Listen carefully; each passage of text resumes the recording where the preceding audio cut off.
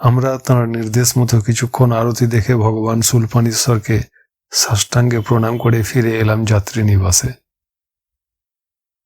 প্রচণ্ড ঠান্ডায় কম্বল মুড়ি দিয়েও মনে হচ্ছে আপাদমস্তক হিম হয়ে গেছে। নিচের তলায় বিশোকানন্দজির কিছু কাঠ চেয়ে নিয়ে এসে হরানন্দজি তাতে আগুন ধরালেন। ধীরে ধীরে ঘর গরম হয়ে উঠল। আমরা কিছু সময় জপ ক্রিয়াদি সেরে শুয়ে পড়লাম। শুয়ে শুয়ে ভাবতে লাগলাম নাঙ্গা মহাত্মার কথা। তিনি দেহত্যাগ করেছেন, মনে আশঙ্কা জাগছে। শেষ পর্যন্ত এই বিষম শূলপাণির ঝাড়ি নিরাপদে অতিক্রম করে অমরকণ্টক পর্যন্ত গিয়ে জলে হরি পরিক্রমার সংকল্প রক্ষা করতে পারব তো? উত্তরতট পরিক্রমা করে এসেছি, পথে গাইডের অভাব হয়নি। মহাত্মা সোমানন্দজি, দিওয়ানাজি, নগেন্দ্র ভারতীজি প্রভৃতি বিচক্ষণ কোনো না কোনো নর্মদা পর্যটককে সঙ্গী হিসাবে পেয়েছিলাম। মা নর্মদার দয়ায় কোন পথে হাঁটতে হবে সে নিয়ে আমাকে কখনো কোনো কিছু ভাবতে হয়নি। নাঙ্গা মহাত্মাকে পেয়ে নিশ্চিন্ত হয়েছিলাম যে তাঁর সাথে এই দুর্গম জঙ্গলে হাঁটলে অবলীলাক্রমে অমরকণ্টক পৌঁছে পরিক্রমা শেষ করব। কিন্তু তাঁর আকস্মিক পরলোক গমনে কেবলই মনে হচ্ছে সহসা আমাদের নৌকার হাল ভেঙে গেছে, পাল ছিঁড়ে গেছে। তাহলে কি আমাদের পরিক্রমা সফল হবে না? এ কি তারই অশুভ ইঙ্গিত? আমার মনে পড়ে গেল অনিমানন্দ অবধূতের কথা। সেই উলঙ্গ সাধু কোমরে এক টুকরো কাপড় জড়িয়ে ঘুরে বেড়াতেন। গঙ্গাসাগর যাত্রার পথে মাঝে মাঝে তিনি আমাদের গ্রামে এসে আমাদের শীতলা মন্দিরে আসন বিছাতেন। তিনি একবার আমার কৌতূহল নিবৃত্তির জন্য ন্যাংটা হয়ে দেখিয়েছিলেন তাঁর লিঙ্গটি একটি শেকল দিয়ে বিদ্ধ। দেখে অবাক হয়েছিলাম। তিনি 1 বৎসর 2 বৎসর ছাড়া আমাদের গ্রামে এলেই আমি তাঁর কাছে গিয়ে বসতাম। বাবা এবং গ্রামের অন্যান্য প্রবীণ ব্যক্তিরাও বিকেল হলেই তাঁর কাছে গল্প শুনতে আসতেন। তিনি গল্প করতেন কুমায়ুন ও নন্দা ঘুন্টির। তাঁর গুরু মহিমানন্দজির সঙ্গে নন্দা দেবী দর্শনের জন্য কুমায়ুন পর্যটন করেছিলেন। তাঁদের চলার পথে বাগেশ্বর নামক স্থানে সরজু নদীর সঙ্গে গোমতী নদীর সঙ্গম। দুটি নদীর মিলনস্থলে বাগেশ্বর জনপদ। বাগেশ্বরে সরজু নদী গর্ভে রয়েছে মার্কণ্ডেয় শিলা। সেই শিলায় উপবিষ্ট হয়ে মহর্ষি মার্কণ্ডেয় নাকি দুর্গা সপ্তশতী অর্থাৎ চণ্ডীর সমূহ শ্লোক রচনা করেছিলেন। আর সেখানেই সেই খরস্রোতা নদী গর্ভে নাকি রাম, লক্ষ্মণ, ভরত, শত্রুঘ্ন দেহ রক্ষা করেছিলেন। তাঁর গুরু মহিমানন্দজিও সেইখানে সহসা ঝাঁপ দিয়ে দেহ রক্ষা করেন। গুরুর দেহান্ত হতেই তাঁদেরকে পর্যটন ত্যাগ করে চলে আসতে হয়।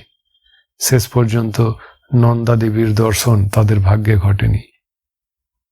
এই গল্প তাঁর কাছে বারবার শুনে শুনে আমাদের মুখস্থ হয়ে গেছিল। আজ এতদিন পরে অনিমানন্দ অবধূতের সেই সব প্রসঙ্গ মনে পড়ায় ভাবতে ভাবতে ঘুমিয়ে পড়লাম। ঘুমিয়ে ঘুমিয়ে দেখতে পেলাম আমি নাঙ্গা মহাত্মার সঙ্গে তুষার শুভ্র হিমালয়ের কোলে হাঁটতে হাঁটতে বাগেশ্বর জনপদে পৌঁছে গেছি। অদূরেই সরজুর উপর সেই সেতু। সেতুর নিচে মার্কণ্ডেয় শিলাটি আঙুল বাড়িয়ে দেখিয়ে আমাকে কিছুক্ষণ তা দেখতে বলে সেতুর উপর কয়েক পাপড়ি এগিয়ে গেলেন। আমি দেখছি খরস্রোতা সরজুর উচ্ছল জলধারা অবিশ্রান্ত বয়ে চলেছে মার্কণ্ডেয় শিলার উপর দিয়ে। অদূরে গিয়ে মিশছে গোমতীর সঙ্গে। জয় শিব শম্ভু শব্দ শুনে চমকে তাঁর দিকে তাকাতেই নাঙ্গা বাবা আমাদের দিকে তাকিয়ে ম্লান হেসে চোখের পলক ফেলতে না ফেলতেই ঝাঁপ দিলেন সরজুর জলে। আমার ঘুম ভেঙে গেল। ধরফর করে উঠে বসলাম। বিছানার কাছেই অগ্নিকুণ্ড। গনগনে আগুনের লাল আভায় অস্পষ্টভাবে হরানন্দজি, রঞ্জন ও প্রেমানন্দজির মুখ দেখতে পাচ্ছি। আমি কম্বল মুড়ি দিয়ে নাক মুখ ঢেকে মনে মনে হাসছি স্বপ্নের মধ্যে অঘটন ঘটবার, অদেখা জিনিস দেখবার বিচিত্র কারিগরি দেখে। এসব ঘটনা কি অবচেতন মনের কোনো প্রতিক্রিয়া, অবচেতনা কি এত জাল বুনতে পারে? ঘুম ভেঙেছে? আপনিও কি পাশের ঘরের অদ্ভুত শব্দ শুনতে পেয়েছেন? নাঙ্গা বাবা যে ঘরটায় থাকতেন সেখানে কি মনে হচ্ছে না কেউ যেন পা ঘষে ঘষে হাঁটছে আর অবিরাম নমঃ শিবায় বলে যাচ্ছেন? হরানন্দজির ফিস ফিস করে কথা বলার শব্দে আমি চমকে উঠলাম। আমি ফিস ফিস করে বললাম, কই, আমি তো কিছুই শুনতে পাচ্ছি না। আমি তো ঘুমিয়েছিলাম, এইমাত্র জেগেছি। আপনি কি ঘুমাননি? উনি বললেন, না, শুয়ে শুয়ে নাগা বাবার কথাই ভাবছিলাম। হঠাৎ পাশের ঘরটাতে, ওইখানটাতেই তো নাগা বাবা থাকতেন। ওই ঘরে পা ঘষে ঘষে কেউ যেন চলাফেরা করছেন আর নমঃ শিবায় বলছেন শুনে গা ছমছম করে উঠল। ঘুম কিছুতেই এলো না, ভয়ে সিঁটিয়ে আছি। উঠে দেখে আসি চলুন। মুক্ত পুরুষদের কোনো প্রেত দশা হয় না, তবুও আপনার এই অহেতুক আশঙ্কার অপনোদন দরকার, তা না হলে আপনার কিছুতেই ঘুম আসবে না। এই বলে আমি রঞ্জনের মাথার কাছে টর্চটা নিয়ে কম্বল গায়ে উঠে দাঁড়ালাম। হরানন্দজিও কম্বল গায়ে উঠে দাঁড়ালেন। সাবধানে পা টিপে টিপে গিয়ে দরজাটা খুলে বারান্দায় বেরোলাম। চারিদিকে কি সূচিভেদ্য অন্ধকার, টুপটাপ করে জল ঝরার শব্দ, প্রচন্ড ঠান্ডা হাওয়ায় ঝাপটায় জঙ্গলের গাছপালাগুলোর নড়ে ওঠার শব্দ শোনা যাচ্ছে। আমি হরানন্দজির হাত ধরে সেই ঘরটার সামনে দরজা ঠেলে টর্চ টিপতেই সারা ঘর আলোয় ভরে গেল। বললাম, দেখলেন তো, কোথাও কিছু নাই, কেউ নাই এখানে। তাকে আবার ধরে ধরে ঘরে নিয়ে এসে দরজার খিল এঁটে দিলাম। নিজেদের বিছানায় বসে টর্চটা যথাস্থানে রাখতে গেছি, এমন সময় রঞ্জন কম্বলের মধ্যে থেকে ঘুমের ঘোরে বলে উঠল, বাঘ এসেছে নাকি? কি বাঘ, নেকড়ে? হ্যাঁ, আধ জড়ানো কণ্ঠে রঞ্জন বলল। ওর এখানে এমন সময় কি দরকার, কামড়াবে নাকি? হ্যাঁ, কামড়ালেই হলো। কামড়ানো কি চারটিখানি কথা? বাঘ এলেই সামনেই পাবে হিরণময়ানন্দজিকে, বাসবানন্দজিকে। ওদেরকে কামড়ালেই বাঘের অর্ধেক রাগ কমে যাবে। আমরা ঘরের এক কোণে আছি, তারপর আগুনের চুল্লি, আগুন ডিঙিয়ে যখন আসবে তখন আর এত এনার্জি থাকবে না। কম্বলের উপর দাঁত ফোটানো অত সহজ নয়, বুঝলেন? অকাট্য যুক্তি। তাই গম্ভীর কণ্ঠে বললাম, হ্যাঁ বুঝেছি, এখন আপনি প্রাণ ভরে ঘুমান তো। হরানন্দজি ফিস ফিস করে বললেন, বাপরে বাপ, কি ঠান্ডা, এক চিমটি সংখিয়া দিন তো, যা শীত ঘুম আসছে না। কাল সকালে উঠেই আবার হাঁটতে হবে তো। আমি তাকে মোড়ক থেকে এক পুড়িয়া শঙ্খিনী দিলাম। মুখে পুড়েই তিনি আপাদমস্তক কম্বল মুড়ি দিয়ে শুয়ে পড়লেন। সকলেই ঘুমে অচৈতন্য।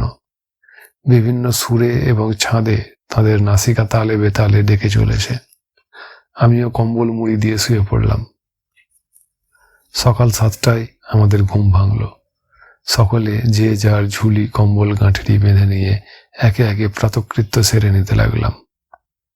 যাত্রী নিবাসেই প্রাতকৃত্য সারার ব্যবস্থা আছে। নিচে নেমে বিশোকানন্দজির সঙ্গে দেখা হলো। তাঁরা বেলা 10টা নাগাদ এখান থেকে রওনা হবেন। তাঁরা পরিক্রমাবাসী নন, তাঁরা প্রতি বৎসর যেমন আসেন তেমনি এসেছেন খানদেশ থেকে। এখান থেকে 3 মাইল হেঁটে গেলেই নাকি কোথায় কোন বাস যাতায়াতের রাস্তা আছে। তাঁরা বাসে করেই এসেছেন, বাসে করেই যাবেন। বাস না পেলে নৌকায় করে যাবেন নাদোদ। আমরা তাদের কাছে বিদায় নিয়ে হরনার মধ্যে ধ্বনি দিতে মন্দিরে এসে পৌঁছালাম। তখন বেলা 8টা। পুরোহিতজি পূজা সেরে বসে আছেন আমাদের অপেক্ষায়। আমরা শূলপাণেশ্বর মহাদেবকে ভক্তি ভরে সাষ্টাঙ্গ দিয়ে পুরোহিতজিকে সামনে রেখে এগিয়ে চললাম। বিদায় নিচ্ছি এই মহাতীর্থ, মহাসিদ্ধ পীঠস্থান থেকে। পূর্বেই বলেছি, এই শূলপাণেশ্বর ক্ষেত্র 5 ক্রোশ ধরে পরিব্যাপ্ত। জঙ্গলের মধ্যেই এই ক্ষেত্র। আমরা হরণর মধ্যে ধ্বনি দিতে দিতে এগিয়ে চললাম পূর্বাভিমুখে। বড় বট, অশ্বত্থ, বিল্ল ও যজ্ঞ ডুমুর, বড় বড় শাল, সেগুন গাছে ঘেরা এই বনপথে প্রায় আধ মাইলটা হেঁটে যাওয়ার পর আমরা একটা উঁচু পাহাড়ের তলদেশে এসে পৌঁছলাম। ভৃগুতুঙ্গ এবং মূল ভৃগু পর্বত আমাদের অন্যদিকে রয়ে গেল। পুরোহিতজি বললেন, উপায় নাই, এই পাহাড়ের শীর্ষদেশে আপনাদেরকে উঠতে হবে। তিনি পাহাড় বেয়ে উঠতে লাগলেন। আমরাও গা থেকে কম্বল খুলে নিয়ে উঠতে লাগলাম। পাহাড়ের কোল জুড়ে অজস্র ফুল, সাদা, হলদে, লাল, বিচিত্র রঙের সমারোহ। বাতাসে ভেসে বেড়াচ্ছে মিষ্টি গন্ধ। পাহাড়ময় নানা গাছ।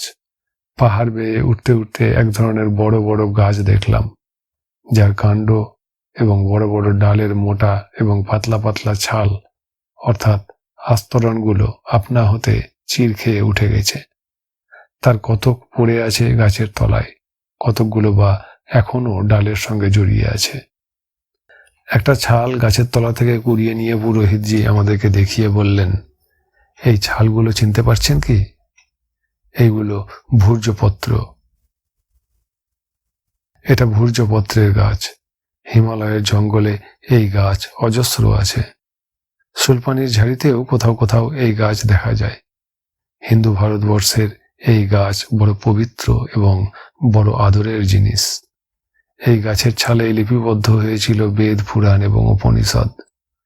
সেই সুপ্রাচীন যুগে যখন বেদব্যাস মুখে মুখে বিশাল মহাভারতের শ্লোক রচনা করেছিলেন, তখন সেই শ্লোক শুনে শুনে সিদ্ধিদাতা গণেশ লিখে নিয়েছিলেন এই ভূর্জপত্রে। সেই যুগের কোনো ইতিহাস নাই। পুরোহিতজি বললেন বটে সেই যুগের ইতিহাস নাই, তবে আমার মনে হলো এই ভূর্জপত্র গাছের তলায় দাঁড়িয়ে দেখতে পাচ্ছি অতীত যুগকে। প্রাচীন ঋষি মুনির ধ্যান মন্ত্র যেন লহর তুলছে প্রাণের মধ্যে, কানের মধ্যে। মিনিট খানিকের জন্য আমি নিজেকে হারিয়ে ফেলেছিলাম। হঠাৎ আমার চমক ভাঙল একদল মেয়ের কলকলানিতে। তারা সমস্বরে গান গাইতে গাইতে পাহাড়টার অপর দিক থেকে প্রচন্ড চড়াই ভেঙে উঠে আসছে আমাদের দিকে। আমরাও চড়াই ভেঙে উঠতে লাগলাম। পিছনে ফিরে দেখতে পেলাম স্রোতস্বতী নর্মদার ধারা। ধীরে ধীরে সবকিছু যেন ছোট হতে লাগলো, সেই সঙ্গে আমাদের নিঃশ্বাসও। বেলা বড় জোর 10টা বা 10:15। এরই মধ্যে আমাদের মুখ চোখ চকচক করছে ঘামে। আলখাল্লার নিচে শরীরটা ঘর্মাক্ত হয়ে উঠছে বুঝতে পারছি। আমরা একদিক থেকে উঠছি আর অন্য দিক থেকে উঠছে সেই মেয়েরা। একসময় তারা আমাদের কাছাকাছি এসে থমকে দাঁড়িয়ে পড়ল গান থামিয়ে। মাথা নিচু করে আড়া চোখে দেখলো আমাদের ঘামে ভেজা মুখ। রৌদ্রোদ্ভাসিত পাহাড়ে ক্লান্তিতে ভেঙে পড়া আমাদের শরীরের অবস্থা দেখে ফিকফিক করে হাসলো, তারপর আবার চলল এগিয়ে। স্বচ্ছন্দ ওদের গতি, স্বাভাবিকভাবে প্রচন্ড চড়াই ভেঙে ওরা এগিয়ে যাচ্ছে। একটুও ক্লান্তি নাই যেন। একটু দূরেই একদল পুরুষ। মেয়েদের কণ্ঠস্বর শুনতে পেয়েই ওরা অস্পষ্ট শব্দ করল। মেয়েরা সাড়া দিল খিলখিল করে হাসতে হাসতে। পুরুষের দল একপাল ভেড়া নিয়ে যাচ্ছে তাড়িয়ে, আর মাঝে মাঝে পাহাড়ের খাঁজে খাঁজে সরু মতো লম্বাটে পাথরের টুকরো বা গাছের ডাল গুঁজে দিয়ে যাচ্ছে। এইভাবে ওরা পথের নিশানা রেখে যাচ্ছে। মেয়েদের কোঁচরে কি যেন বাঁধা ছিল। পুরুষদেরও লাঠির মাথায় একটা করে ছোট ছোট পুটলি। পুরোহিতজিকে ওইগুলো কি জিজ্ঞাসা করতে তিনি বললেন, কোঁচরে করে নিয়ে যাচ্ছে পাহাড়ের কোলে চাষ করা একরকম ঘাসের বীজ পিষে রুটি বানিয়ে। ওই ওদের ঘরে এবং বাইরে প্রধান খাদ্য। প্রায় 2000 ফুট উঁচু খাড়া পাহাড়ে চড়াই ভাঙতে আমাদের প্রায় 2 ঘন্টা সময় লাগলো। পাহাড়ের শীর্ষে উঠে অপর দিকে দেখতে পেলাম এক সারি কুঁড়ে ঘর, পাহাড়িদের বস্তি। হিরণময়ানন্দজি উদ্বিগ্ন কণ্ঠে জিজ্ঞাসা করলেন, वो क्या भील लोगों का बस्ती है?